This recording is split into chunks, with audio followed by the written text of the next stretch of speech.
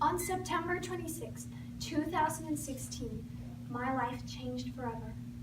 That day, I sat in an ultrasound room and stared at the black and white form of my sister on the screen, numbly trying to comprehend what the nurse was saying. I could see it for myself. The overlapping fingers, the clubbed feet, the pockets of fluid in her brain. But I still did not want to accept the nurse's words. My sister was being diagnosed with trisomy 18. Despite this devastating news that my sister most likely would not survive, my parents already knew that abortion was not an option. Why? Because my sister is a human being who is created in the image of God. To begin with, what is God's image? First, I want to define the word image for you. It is a representation of something. Now, an image is not an exact copy or reproduction, but rather an example or an illustration. Garrett Green wrote in his book, Imagining God, Theology and the Religious Imagination, that an image seeks to show us what something really is.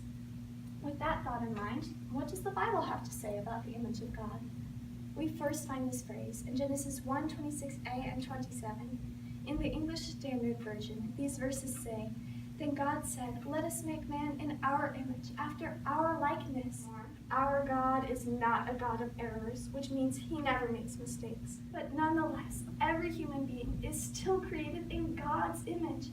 This includes babies, the elderly, the sick, disabled, or deformed human beings, such as my sister. Why should we value other people? The answer is simple. Because every person, including you, is created in God's image and therefore has immense value. I encourage you to live like you are loved and to love others. That is why my parents chose not to abort my sister. Verity Irene was born on February 28, 2017.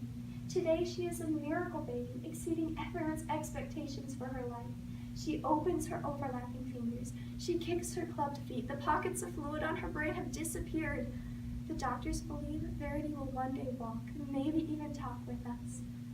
My sister's story has inspired hundreds of people, and she has given us a new perspective on what it really means to love.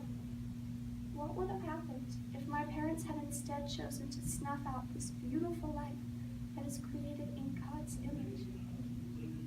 I want to close today with two questions for you to consider. One, what are your thoughts on the image of God? And two, how should your actions reflect your viewpoint?